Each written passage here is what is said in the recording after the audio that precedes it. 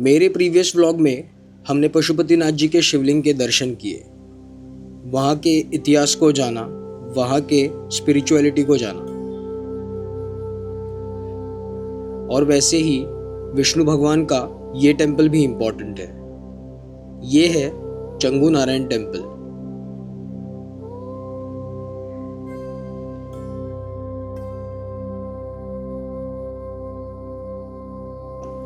ऐसी मान्यता है कि ये टेम्पल नेपाल का ओल्डेस्ट विष्णु टेम्पल है। हमने पशुपतिनाथ जी के शिवलिंग के दर्शन करने के बाद हमें वहाँ की शक्ति का एहसास हुआ, तो आज हम विष्णु भगवान के भक्ति का एहसास करने के लिए आए हैं। इस व्लॉग में मैं यहाँ के काफ़ी सारे डिटेल्स शेयर करूँगा, मेरा एक्सपीरियंस भी। So stay tuned. गाडी पण चालवतो, आपण चालवतो पाहिजेच आता झोपू दे मला 2 तास।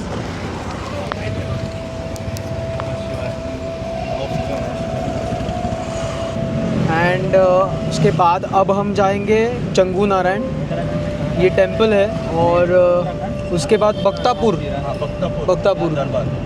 तो इसके बाद हम जाएंगे बख्तापुर दरबार। चंगू नारायण जहाँ पे अब हम जा रहे हैं वो अप्रॉक्सीमेटली 10 किलोमीटर्स के दूरी पे। So we are heading towards Changu Narayan.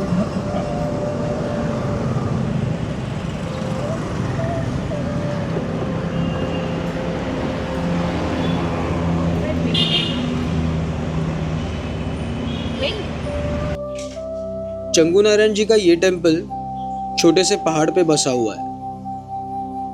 Kathmandu से इसकी दूरी अप्रॉक्सीमेटली 30 to 40 मिनट्स की है, यानी कि 10 से 12 किलोमीटर की दूरी है।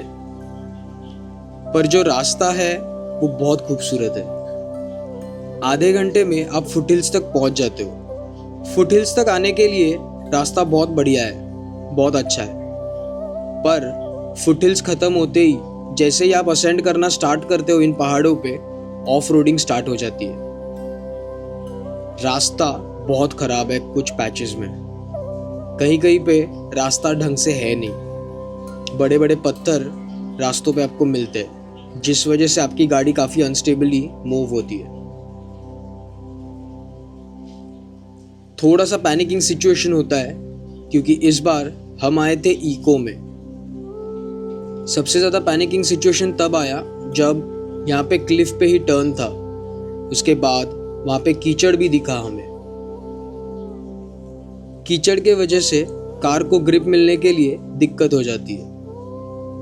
जब ये सब हो रहा था तब दूसरी ओर हमें खाई नजर आ रही थी, तो इसीलिए मैंने कहा अगर आप यहाँ पे आ रहे हो तो ग्राउंड क्लियरेंस अच्छी होगी, ऐसी कार लेके आई। खूबसूरत से लैंडस्केप्स और सीनिक ब्यूटीज को लेके नेपाल के ऊपर कभी भी कोई भी सवाल नहीं उठा सकता। जो रास्ता था that was completely off roading, इको थी। ड्राइवर ने बहुत एक्सेलरेट किया, नीचे कीचड़ है, साइड में खाई है। गाड़ी में जो बैठे हुए लोग थे काफ़ी, उनके लिए वो शिवरिंग एक्सपीरियंस था।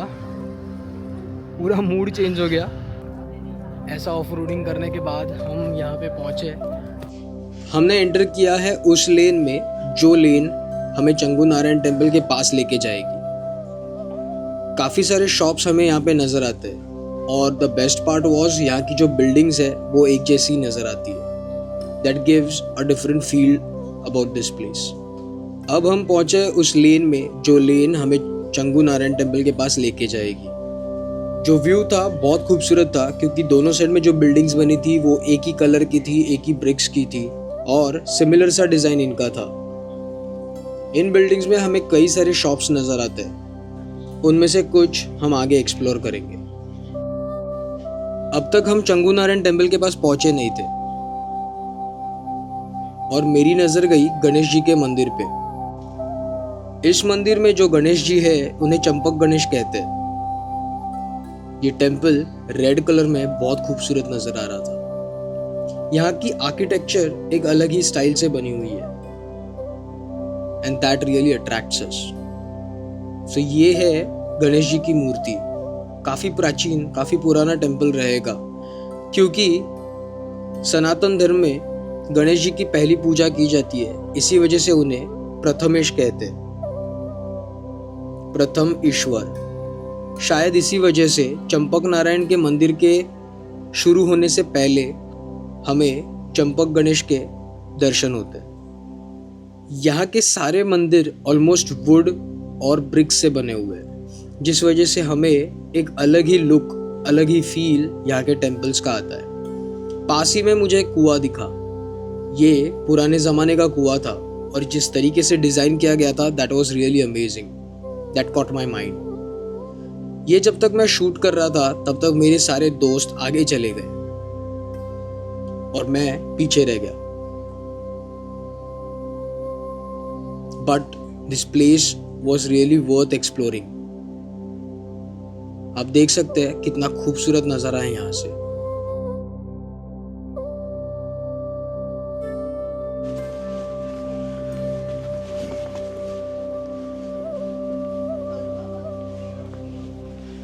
मेरे जो दोस्त थे वो आगे चले गए। I need to follow them.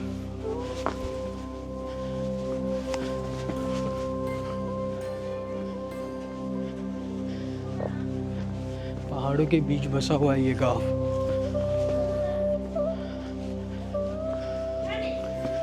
दोस्तों को ढूंढते ढूंढते मैं चंपक नारायण जी के टेम्पल के पास पहुंच गया, पर उतने में विजय का मुझे फोन आया and he was still at the base of this place.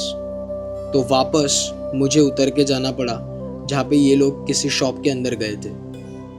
हमें यहाँ पे कई सारे शॉप्स नज़र आते हैं जहाँ पे अलग अलग आर्टिफैक्ट्स, जहाँ पे अलग अलग प्रोडक्ट्स जो नेपाल से बिलोंग करते हैं वो बेचते हुए दिखाई देते।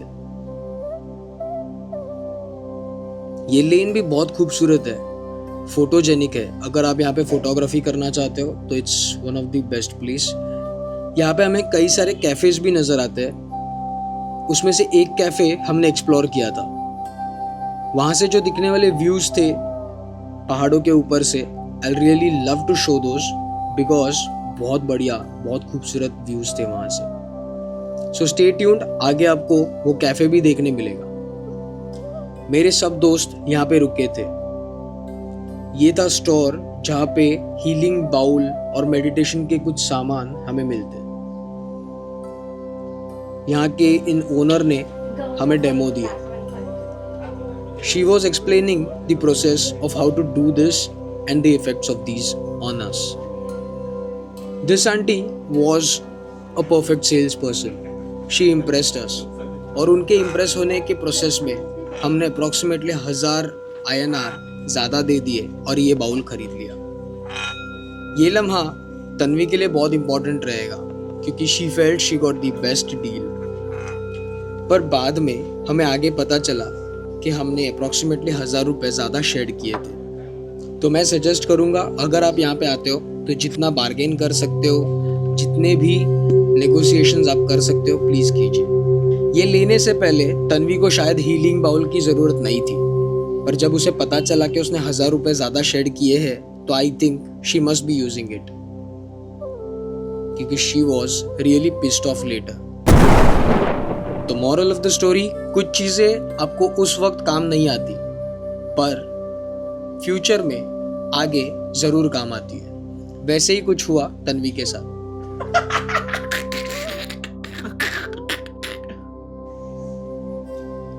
सो अब हम वापस आए थे उस जगह पे जहाँ पे मैं पहले आया था। This was the entrance towards the Champak Narayan temple. इसी लेन से हम आए थे। यहाँ पे हमें सिटिंग एरिया नज़र आता है, जो मेहमान आते हैं उनके लिए, जो भक्त आते हैं उनके लिए, और वहीं पे हमें कुछ मूर्तियाँ भी नज़र आती है। इन शेल्टर्स के बाजू से ही हमें एक स्टेयरकेस नज़र आता है जो हमें चंपक नारायण टेम्पल के पास लेके जाता है। ये जो सीढ़ियाँ थी ये काफ़ी पुरानी नज़र आ रही थी और उन्हीं के बाजू में कुछ स्ट्रक्चर्स हमें नए नज़र आ रहे थे। ऊपर आने के बाद जब मैंने सबसे पहली बार चंपक नारायण जी के इस मंदिर को देखा, आई वॉज रियली फैसिनेटेड। क्यों? क्योंकि जिस तरीके का स्ट्रक्चर है, जिस तरीके का आर्किटेक्चर है और जिस तरीके का पीस यहाँ पे मुझे देखने मिला, दैट वॉज रियली अमेजिंग।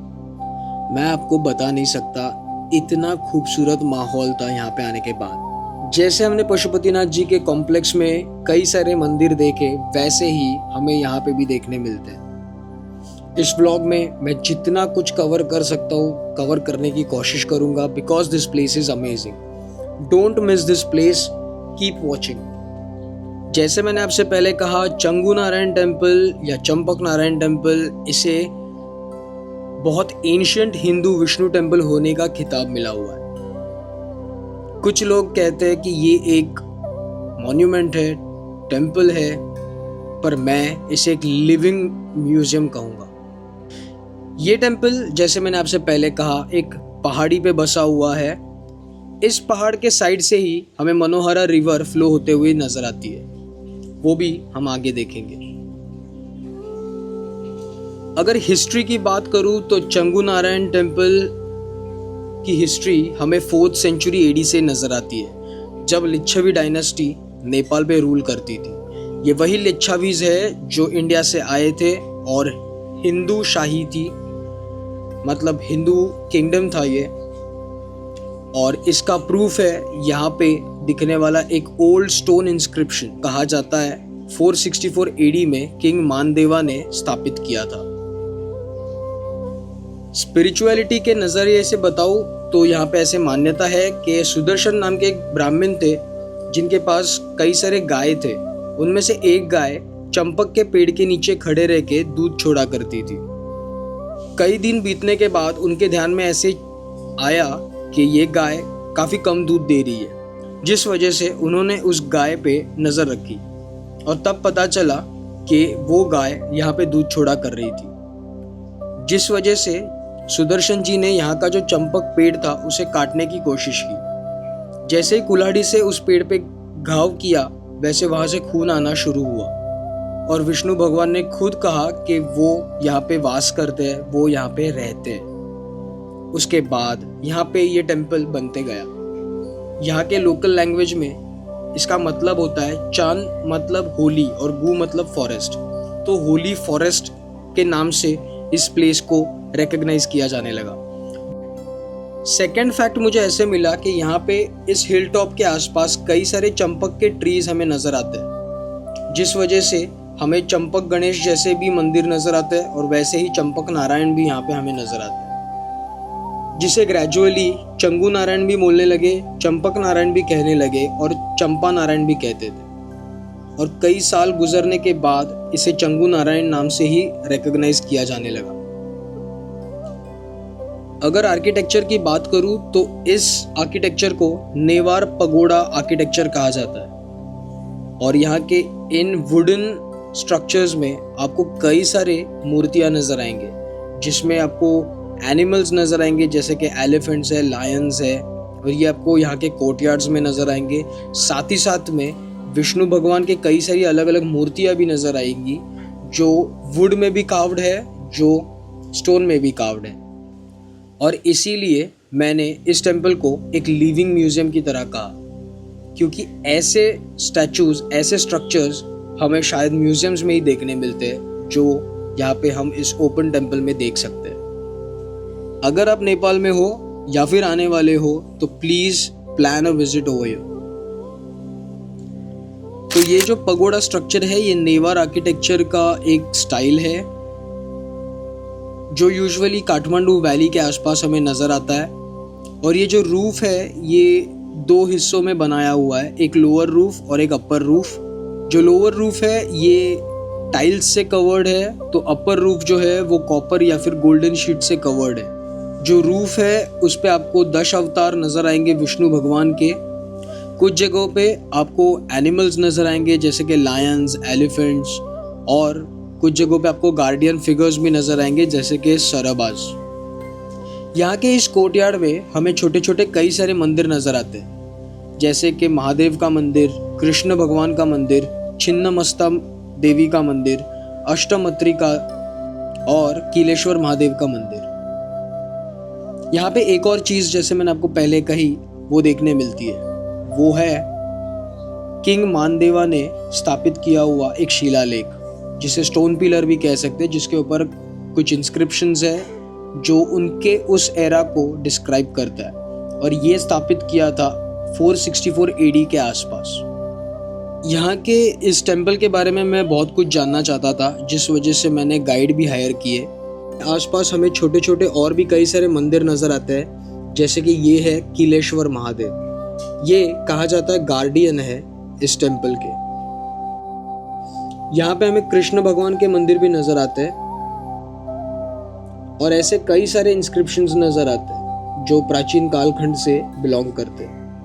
ये कहा जाता है राजा मानदेवा ने स्थापित किए हुए गरुड़ भगवान की मूर्ति है। जो गाइड मैंने हायर किए थे उन्होंने मुझे बताया ये इनकम्प्लीट एलिफेंट है, जिसे कंप्लीट करने की काफ़ी कोशिश की गई बट ये कभी कंप्लीट नहीं हुआ।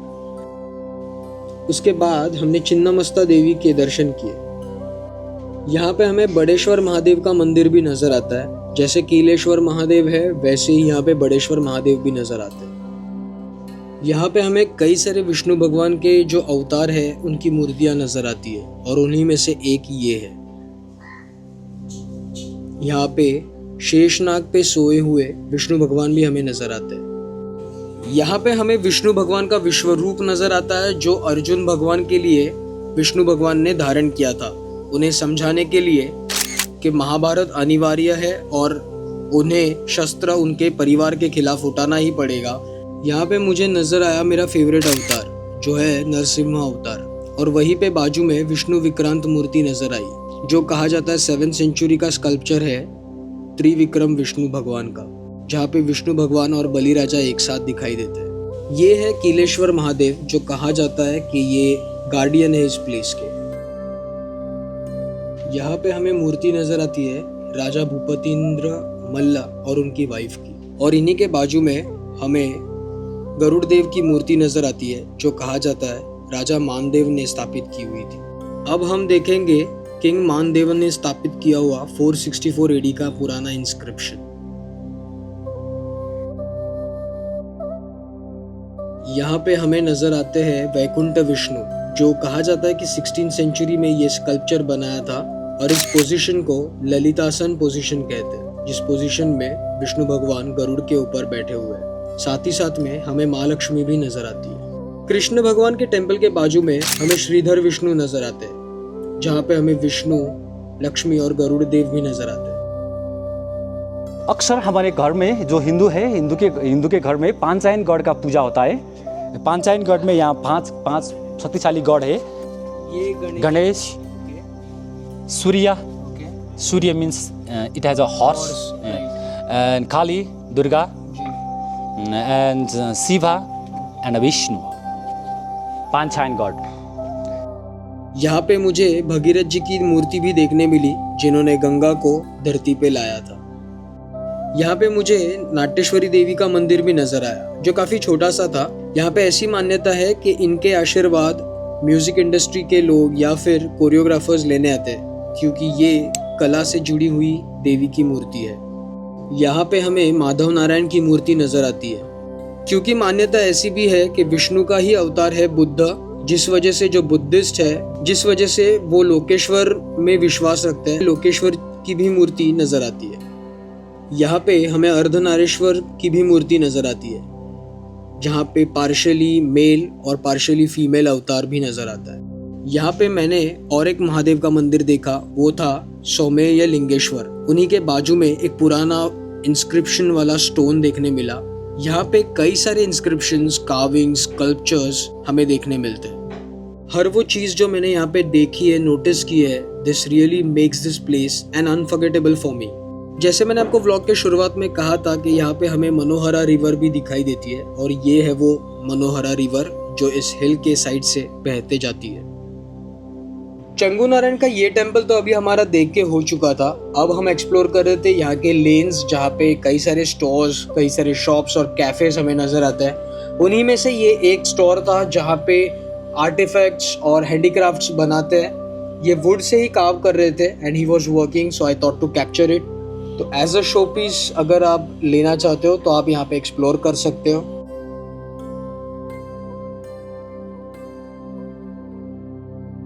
तो एक स्टोर में मैंने देखा यहाँ पे पेंटिंग की जा रही थी and the shopkeeper, the owner himself was an artist.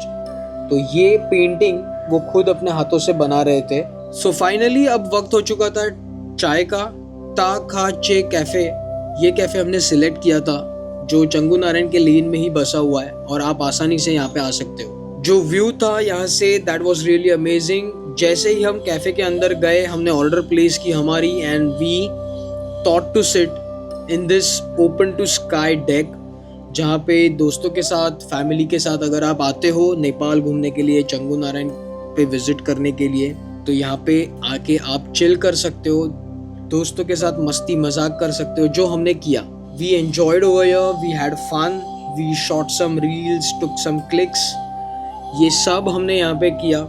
तो जो सुबह से हम घूम रहे थे, जो थकान थी वो यहाँ पे हमने मिटा दी। The view was really amazing. एक पैनोरामिक व्यू हमें नज़र आ रहा था यहाँ के पहाड़ियों का, यहाँ के क्लाउड्स का, साथ ही साथ में जो शहर के शहर और गांव के गांव फैले हुए थे पहाड़ों के आसपास, वो भी हमें बहुत खूबसूरत से नज़र आ रहे थे। हमारी चाय तब तक आई थी and thanks to the owner, she helped us, she was very cooperative and we enjoyed this tea with this view and a little bit of giggles and laughter.